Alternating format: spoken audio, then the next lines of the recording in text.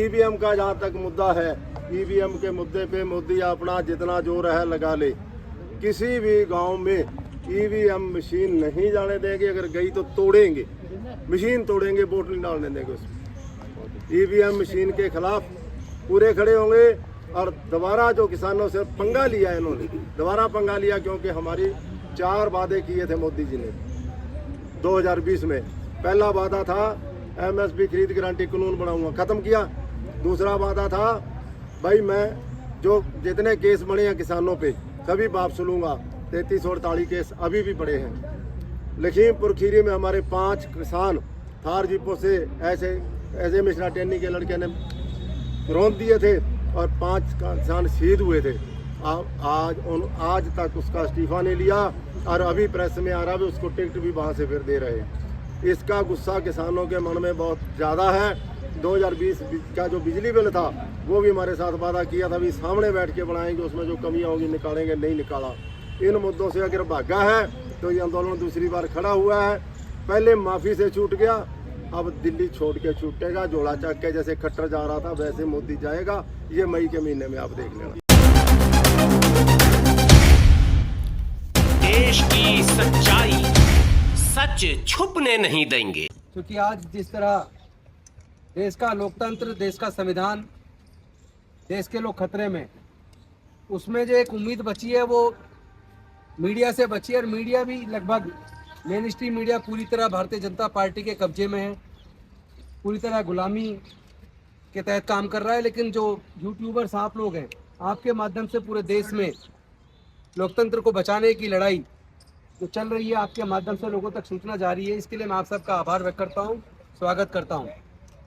साथियों, सबसे पहले तो मैं माननीय सर्वोच्च न्यायालय का इस बात के लिए धन्यवाद करूँगा कि उन्होंने पहले तो इलेक्ट्रल बॉन्ड जो चुनावी चंदा, जो एक बहुत बड़ा घोटाला था, उसके ऊपर जो उन्होंने जजमेंट दी, इलेक्ट्रल बॉन्ड को एक तरीके से अवैध घोषित किया। और उसके बाद स्टेट बैंक ऑफ इंडिया को जो डायरेक्शन दी कि इलेक्शन कमीशन ऑफ इंडिया 6 फरवरी तक सारी चुनावी चंदे की, सारी इलेक्ट्रल बॉन्ड की पूरी सूचना इलेक्शन कमीशन को दे और इलेक्शन कमीशन 15 तारीख तक उसको पब्लिक डोमेन में डाले। लेकिन एक घिनौनी हरकत भारतीय जनता पार्टी के इशारे पर, या ये कहूँ मोदी जी के इशारे पर, भारत के स्टेट बैंक ऑफ इंडिया ने की कि उन्होंने माननीय सर्वोच्च न्यायालय से 30 जून तक का टाइम मांगने की बात की कि पूरा डाटा कलेक्ट करके देने में टाइम चाहिए 30 जून। जबकि सब जानते हैं कि उसका पूरा डाटा बॉम्बे के स्टेट बैंक ऑफ इंडिया के पास है और सारी ब्रांचेज कंप्यूटरीकृत हैं। एक बटन दबाते ही सारा डाटा आ जाता है। लेकिन इसमें बेहद सख्त रवैया अपनाते हुए माननीय सर्वोच्च न्यायालय ने न्याय के प्रति जो एक लोगों का भरोसा उसको भी कायम रखने का काम किया और स्टेट बैंक को फटकार लगाते हुए सीधा कह दिया कि 1 दिन के अंदर, 24 घंटे के अंदर तुम्हें डाटा देना है। राजेंद्र पाल गौतम जी ने विस्तार से सारी बातें रख दी। 3 मुद्दे हैं इन्होंने बताया है। किसान आंदोलन के एमएसपी के समर्थन में ईवीएम हटाओ, बैलेट पेपर लाओ और जाति जनगणना का सवाल। सबसे पहले ईसीआई पे मैं थोड़ा सा बोलना चाहूँगा कि ये मामला जब कोर्ट में था, एक मेंबर कमेटी के पक्ष में कोर्ट कभी नहीं रहा, क्योंकि इतनी महत्वपूर्ण संस्था है ECI, election commission of India, कि उस पर देश का जो डेमोक्रेसी है उसको बचाने की पूरी जिम्मेदारी है। फ्री एंड फेयर इलेक्शन कराना जिम्मेदारी है। और इसलिए उसमें कई मेंबर बनाए गए थे कि एक आदमी को एब्सोल्यूट पावर न दिया जाए। एक कमिश्नर अगर होगा, एक शहंशाह तानाशाह होगा, तो उस देश के सारी संवैधानिक संस्थाओं को ध्वस्त कर सकता है। इसीलिए पूरे प्रावधान किए गए थे। लेकिन देखिए, अभी गोयल साहब ने जो इस्तीफा दिया, इनका अपॉइंटमेंट भी कंट्रोवर्शियल और इनका इस्तीफा भी कंट्रोवर्शियल। इलेक्शन के 4 दिन पहले, इलेक्शन घोषणा होने के 4 दिन पहले, और उनका इस्तीफा क्या इशारा करता है? जब इलेक्शन कमीशन खुद ट्रांसपेरेंट नहीं है तो कैसे हम उम्मीद करें कि फ्री फेयर और ट्रांसपेरेंट इलेक्शन वो करवाएगा? फंडामेंटल क्वेश्चन लोग देखिए। परसों 15 तारीख को उनकी मीटिंग है, तो सीधा है कि उसमें बेईमानी होगी। कौन लॉ मिनिस्टर, प्राइम मिनिस्टर के खिलाफ बोलने जाएगा? जो सरकार का ही आदमी है, तो 2:1 इसका रिजल्ट आना है। मेरा ये कहना है कि लीडर ऑफ ऑपोजिशन कम से कम प्रधानमंत्री को चिट्ठी लिखे। इलेक्शन कमिश्नर एक है, अभी राजीव है, एक है, उनको चिट्ठी लिखे कि सबसे पहले देश की जनता को यह जानने का अधिकार है कि उन्होंने इस्तीफा क्यों दिया। जो चीजें अब आपके सामने आ रही हैं, मुद्दे कई हैं और सभी जायज मुद्दे हैं।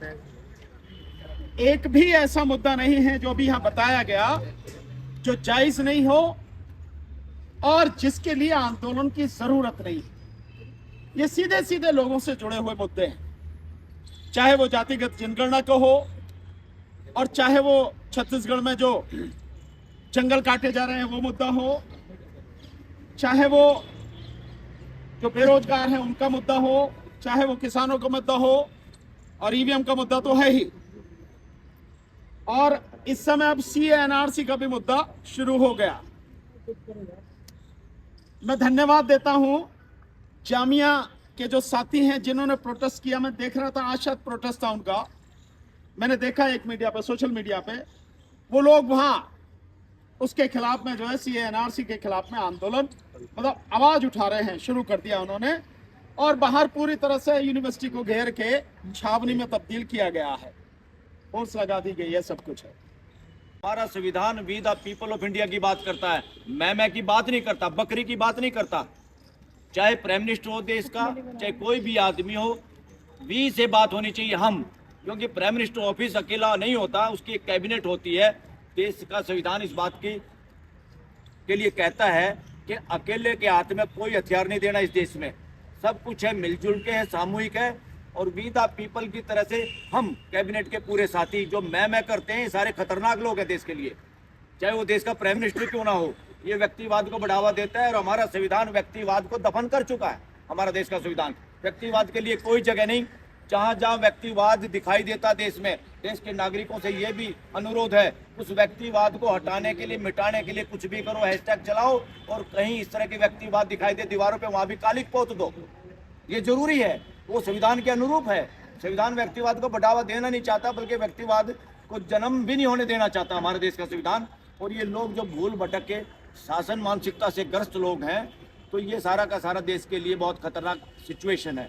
तो साथियों, इसमें एक और चीज़ मिस हो गई, जो अग्निवीर साथी हैं उनके भी समर्थन में आज ये प्रेस कॉन्फ्रेंस है, और जो देश के लिए गड़बड़ वो करने की, और एक जो नए इलेक्शन कमीशनर अपॉइंटमेंट करने का जो जुगाड़ चल रहा है, उसके लिए केस अब 15 तारीख को सुनवाई पे होगा। जो कोर्ट उसको सुनवाई पे मना कर रही थी, तो चीफ जस्टिस के सामने वकीलों ने जाके मेंशन किया कि शुरुआत हो जाए केस की, तो 15 तारीख को उस केस की भी सुनवाई होने वाली है देश में। और साथियों, जो कानून बना है जिसमें देश के चीफ जस्टिस को हटा के 2 लोग सरकार के, प्राइम मिनिस्टर और उसका कोई कैबिनेट मंत्री, यानी उसका अपना कोई आदमी, ये अपने आप में देशद्रोह है। क्यों देशद्रोह, आप कैसे कहोगे इसको? क्योंकि हमारा संविधान और हमारी जो कॉन्स्टिट्यूएंट असेंबली थी, उसमें जो डिबेट हुई थी, उनकी सबकी यही चाहत थी इंडिपेंडेंट अथॉरिटी हो इन लोगों को अपॉइंटमेंट करने वाले। ये इंडिपेंडेंट नहीं है। इस मामले में अपराधी पूरे देश की वो पार्लियामेंट के मेंबर हैं जो इसको पास कराने में शामिल थे। और इससे ये पता चलता है ये कानून भी अपराध मानसिकता से पास किया गया है। अगर ऐसा कोई कानून बनता है तो देश की हाई कोर्ट और सुप्रीम कोर्ट की जिम्मेवारी बनती है, ड्यूटी है। कोई ये नहीं जाके उनके दरवाजे पे जाएगा तभी वो काम करेंगे। सो मोटो पावर है, अपने आप कोई गलत काम हो रहा देश में, उसको देख रेख करने के लिए, उसको मिटाने के लिए, खासतौर पर जो देश के लोगों के फंडामेंटल राइट के खिलाफ हो। आज हमारा साझा किसान मजदूर मोर्चा नई दिल्ली में नेशनल टीम गठित हुई है। इसमें 100 से ज़्यादा संगठनों ने आज मीटिंग में कुछ फैसले किए हैं। उन फैसलों को मैं पहले आपको सुना देता हूं और उन फैसलों के बाद मैं आपको आगे की रणनीति भी बताऊंगा। हमारा पहला फैसला है MSP कर्जा मुक्ति रिवर लिंकिंग प्रोजेक्ट जो सरकार ने दिए हैं उसके खिलाफ, जो फॉरेस्ट कंजर्वेशन एक्ट है उसके खिलाफ, मनरेगा मजदूरों की 200 दिन का काम 700 रुपये दिहाड़ी, इस पे हमारी आम सहमति बनी है कि सभी मोर्चों पर जहाँ जहाँ भी वो मोर्चे बैठे हैं, चाहे वो शंभू में बैठे हैं, चाहे वो खनौरी में बैठे हैं, चाहे वो रामलीला में अपनी मीटिंग कल कर रहे हैं, उन सभी से ये निवेदन है कि इन मुद्दों पर हमारी लड़ाई साझा है और हम इस लड़ाई को लड़ेंगे और पूरे भारत में सामाजिक संगठन और नागरिक संगठन और वंचित समाज के लोग, बहुजन समाज के लोग इस लड़ाई में हमारे साथ शामिल होने के लिए एकत्र हुए हैं। और हम इस सरकार को चेतावनी देते हैं कि अगर किसानों की, मजदूरों की, कमेरों की और वंचित समाज के लोगों की बात नहीं मानी जाती है तो हम इस सरकार के खिलाफ हल्ला बोलेंगे और इस सरकार को हराने के लिए पूरी शिद्दत कोशिश करेंगे। उसमें हमने ईवीएम पे भी अपनी एजेंडे में आज मीटिंग रखी और हमने सर्वसम्मति से फैसला किया है कि ईवीएम हटाओ देश बचाओ को हम नारा देंगे और किसान, कमेरा वर्ग, वंचित समाज और देश के सामाजिक संगठन हो, चाहे वो वकीलों का संगठन हो, चाहे वो सामाजिक संगठन हो, सबके साथ खड़े हैं और ये लड़ाई हम और साझा करके, इसको पहना करके पूरे देश में लड़ेंगे। आज हमारी जो मीटिंग थी वो सबने मिलके हमने ज़्यादा जोर जो है हमने ईएमपी दिया है कि ईएम हटाओ देश बचाओ, उसी के ऊपर ही चर्चा हुई है। और जो 23 तारीख को बताया है आत्मा जी ने, उसके अंदर ब्लॉक लेवल पे जो है वो सभी को हम कॉल देंगे, अपने अपने संगठन है सारे के भी इसको ज़्यादा से ज़्यादा मनाया जाए और ये मनाएंगे। और दूसरी बात ये है कि जो हमारे जो जगह जगह पे हमारे मोर्चे लगे हुए हैं उसको हम ये साझा मोर्चा जो है अपनी पूरी टीम जो है उनके पास भी जाएगा और उनको एक करने के लिए जो है एक अपना पुरजोर अपना साझा मोर्चा उनका पूरा जोर वो करेगा। और कल जो है बढ़ चढ़ के हम जो है उसके अंदर भाग लेंगे। जो 14 तारीख को जो कल की कॉल है एसकेएम की, उसके अंदर भी हम पूरा जोर लगाएंगे और उनके साथ जो है किसान और मजदूर मिलकर जितने भी हैं वहाँ हम जो है पूरी ताकत के साथ वहाँ पहुँचेंगे। जब 2020 का आंदोलन चला था तो उस टाइम पे हमारे प्रधानमंत्री नरेंद्र भाई मोदी जी ने माफ़ी मांग के खेड़ा छुड़वाया था, आपको याद होगा सभी को। माफ़ी मांगी थी ना, 13 महीने बाद मांग ली, बेशक माफ़ी मांगी। क्यों मांगी? क्योंकि किसानों की एकजुट होगी थी और मोदी को मैदान में आके ये कहना पड़ा था कि मेरे से गलती हुई है और मैं माफ़ी मांगता हूँ। उस टाइम तो माफ़ी मांग के खेड़ा छूट गया था मोदी का, अब माफ़ी मांग के खेड़ा नहीं छूटेगा।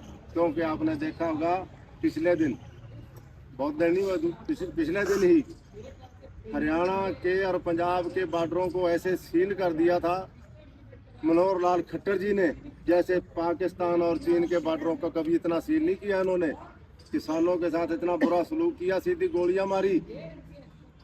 खट्टर की को कुर्बानी देनी पड़ी। खट्टर को तो ले लिया किसानों ने हाथ पा के, खट्टर को जाना पड़ा, किसानों की लड़ाई से जाना पड़ा। और आप याद रखना आने वाले दिनों में मोदी जी तैयार हो जा, इलेक्शन का ऐलान होते ही तुम ही चला गया। आज छोड़ेंगे मोदी को भी नहीं, मोदी भी जाएगा। ईवीएम का जहाँ तक मुद्दा है, ईवीएम के मुद्दे पे मोदी अपना जितना जोर है लगा ले।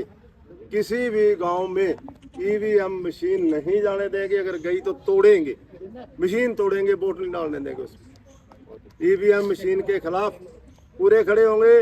और दोबारा जो किसानों से पंगा लिया इन्होंने, दोबारा पंगा लिया क्योंकि हमारी 4 वादे किए थे मोदी जी ने 2020 में। पहला वादा था एमएसपी खरीद गारंटी कानून बनाऊंगा, खत्म किया। दूसरा वादा था भाई मैं जो जितने केस बने हैं किसानों पे सभी वापस लूंगा। 3348 केस अभी भी पड़े हैं। लखीमपुर खीरी में हमारे 5 किसान थार जीपों से ऐसे मिश्रा टेनी के लड़के ने रौंद दिए थे और 5 किसान शहीद हुए थे। आज तक उसका इस्तीफा नहीं लिया और अभी प्रेस में आ रहा है उसको टिकट भी वहां से फिर दे रहे हैं। इसका गुस्सा किसानों के मन में बहुत ज़्यादा है। 2020 का जो बिजली बिल था वो भी हमारे साथ वादा किया था, भी सामने बैठ के बनाएंगे, उसमें जो कमियां होंगी निकालेंगे, नहीं निकाला। इन मुद्दों से अगर भागा है तो ये आंदोलन दूसरी बार खड़ा हुआ है। पहले माफ़ी से छूट गया, अब दिल्ली छोड़ के छूटेगा। जोड़ा चक के जैसे खट्टर जा रहा था वैसे मोदी जाएगा। ये मई के महीने में आप देख लेना।